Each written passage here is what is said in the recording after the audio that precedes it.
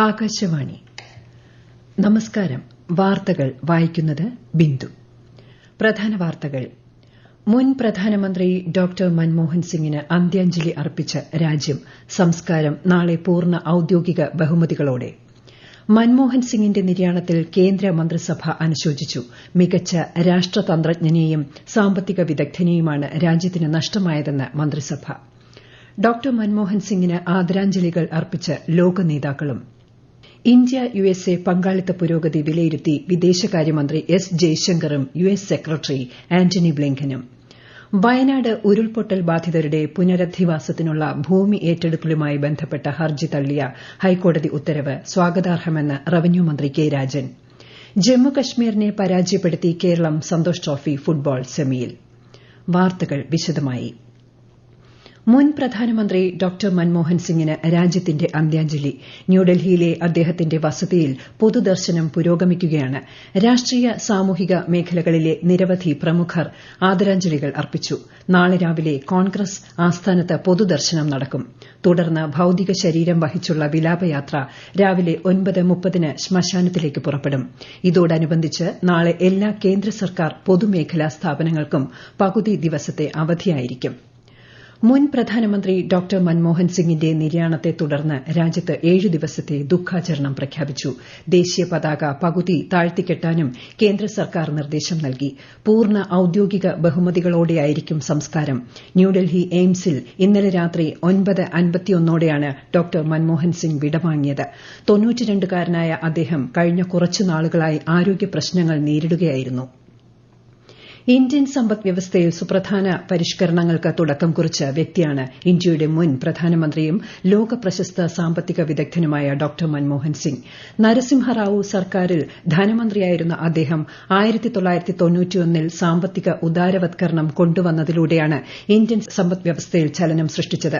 കേന്ദ്ര സർക്കാരിന്റെ മുഖ്യ സാമ്പത്തിക ഉപദേശകൻ, പ്ലാനിംഗ് കമ്മീഷൻ ഉപാധ്യക്ഷൻ, reserve bank governor, UGC chairman എന്നീ നിലകളിൽ അദ്ദേഹം നിർണായക സംഭാവനകൾ രാജ്യത്തിനു നൽകി. മഹാത്മാഗാന്ധി ദേശീയ ഗ്രാമീണ തൊഴിലുറപ്പ് പദ്ധതി, വിവരാവകാശ നിയമം തുടങ്ങിയവ അദ്ദേഹത്തിന്റെ നേട്ടങ്ങളായി കണക്കാക്കപ്പെടുന്നു. 1992 അദ്ദേഹത്തിന്റെ ബജറ്റ് പ്രസംഗത്തിൽ നിന്ന്. This budget represents a contribution to the successful implementation of this great national enterprise of building an India free from the fear of war, want and exploitation, an India worthy of the dreams of the founding fathers of our republic. We shall pay any price, bear any burden, make any sacrifice to realize those dreams. India is on the move again. We shall make the future happen. മുൻ പ്രധാനമന്ത്രി doctor Manmohan സിംഗിന്റെ നിര്യാണത്തിൽ കേന്ദ്ര മന്ത്രിസഭ ഇന്ന് അനുശോചിച്ചു. രാജ്യത്തിന് ഒരു പ്രമുഖ രാഷ്ട്രതന്ത്രജ്ഞനെയും പ്രശസ്ത സാമ്പത്തിക വിദഗ്ധനെയും വിശിഷ്ട നേതാവിനെയുമാണ് നഷ്ടമായതെന്ന് അനുശോചന സന്ദേശത്തിൽ മന്ത്രിസഭ അറിയിച്ചു. 1991 മുതൽ 1996 വരെ ഇന്ത്യയുടെ ധനമന്ത്രിയായി ഡോക്ടർ മൻമോഹൻ സിംഗ് സേവനമനുഷ്ഠിച്ച കാലത്ത് സാമ്പത്തിക പരിഷ്കരണങ്ങളുടെ സമഗ്ര നയം ആവിഷ്കരിക്കുന്നതിൽ അദ്ദേഹത്തിന്റെ പങ്ക് വളരെ വലുതാണെന്ന് അനുശോചന പ്രമേയത്തിൽ പറയുന്നു. 2 മിനിറ്റ് മൌനം ആചരിച്ച ശേഷം അംഗങ്ങൾ ആദരാഞ്ജലി അർപ്പിച്ചു. ഇന്ത്യൻ സമ്പദ്വ്യവസ്ഥയെ പരിഷ്കരിക്കുന്നതിൽ നിർണായക സംഭാവനകൾ നൽകിയ നേതാവാണ് ഡോക്ടർ മൻമോഹൻ സിംഗ് എന്ന് രാഷ്ട്രപതി ദ്രൌപദി മുർമു അനുസ്മരിച്ചു. വിദ്യാഭ്യാസ വിചക്ഷണനും ഭരണതന്ത്രജ്ഞനുമായ രാഷ്ട്രീയ നേതാക്കളിൽ ഒരാളായിരുന്നു അദ്ദേഹമെന്നും രാഷ്ട്രപതി അനുശോചന സന്ദേശത്തിൽ പറഞ്ഞു. ഇന്ത്യൻ സമ്പദ്വ്യവസ്ഥയുടെ പരിഷ്കരണത്തിലൂടെ രാജ്യത്തിന്റെ സാമ്പത്തിക രംഗത്തെ മാറ്റിമറിച്ച സാമ്പത്തിക ശാസ്ത്രജ്ഞനായിരുന്നു ശ്രീ മൻമോഹൻ സിംഗ് എന്ന് ഉപരാഷ്ട്രപതി ജഗ്ദീപ് ധൻകർ അനുസ്മരിച്ചു. പ്രതിസന്ധികളെ തരണം ചെയ്ത് ഉയരങ്ങൾ കൈവരിക്കാൻ ഭാവി തലമുറയ്ക്കുള്ള മാതൃകയാണ് മൻമോഹൻ സിംഗിന്റെ ജീവിതമെന്ന് പ്രധാനമന്ത്രി നരേന്ദ്രമോദി. രാജ്യത്ത് നിരവധി പരിഷ്കരണങ്ങൾ നടത്തിയ രാഷ്ട്രതന്ത്രജ്ഞനായിരുന്നു മൻമോഹൻ സിംഗ് എന്നും പ്രധാനമന്ത്രി അനുശോചന സന്ദേശത്തിൽ പറഞ്ഞു.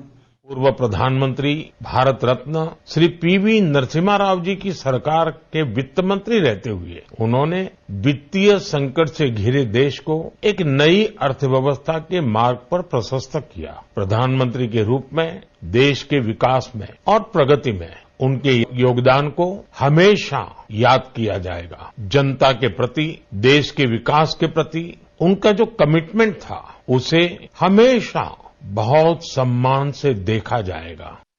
കേന്ദ്രമന്ത്രിമാരായ അമിത് ഷാ, ജെ.പി. നദ്ദ, രാജ്നാഥ് സിംഗ്, മുൻ കോൺഗ്രസ് അധ്യക്ഷ സോണിയാഗാന്ധി, ലോക്സഭാ പ്രതിപക്ഷ നേതാവ് രാഹുൽ ഗാന്ധി തുടങ്ങിയ പ്രമുഖ നേതാക്കളും ന്യൂഡൽഹിയിലെ വസതിയിലെത്തി ഡോക്ടർ മൻമോഹൻ സിംഗിന് ആദരാഞ്ജലികൾ അർപ്പിച്ചു. മുൻ പ്രധാനമന്ത്രി ഡോക്ടർ മൻമോഹൻ സിംഗിന് ആദരാഞ്ജലികൾ അർപ്പിച്ച് ലോക നേതാക്കൾ. ഇന്ത്യ യുഎസ് ബന്ധം ശക്തിപ്പെടുത്തുന്നതിൽ സുപ്രധാന പങ്കുവഹിച്ച വ്യക്തിയായിരുന്നു മൻമോഹൻ സിംഗ് എന്ന് US state secretary Antony Blinken പറഞ്ഞു. ഒരു നല്ല സുഹൃത്ത് കൂടിയായ മൻമോഹൻ സിംഗ് ഇരു രാജ്യങ്ങളിലെയും വികസന വിഷയങ്ങളിൽ ഏറെ ശ്രദ്ധ പുലർത്തിയിരുന്നതായി ബ്രസീൽ പ്രസിഡന്റ് ലുല ഡസിൽവ അനുസ്മരിച്ചു. മൻമോഹൻ സിംഗിന്റെ വിയോഗത്തിൽ അഗാധ ദുഃഖമുണ്ടെന്ന് അഫ്ഗാൻ മുൻ പ്രസിഡന്റ് ഹമീദ് കർസായി സമൂഹമാധ്യമത്തിൽ കുറിച്ചു.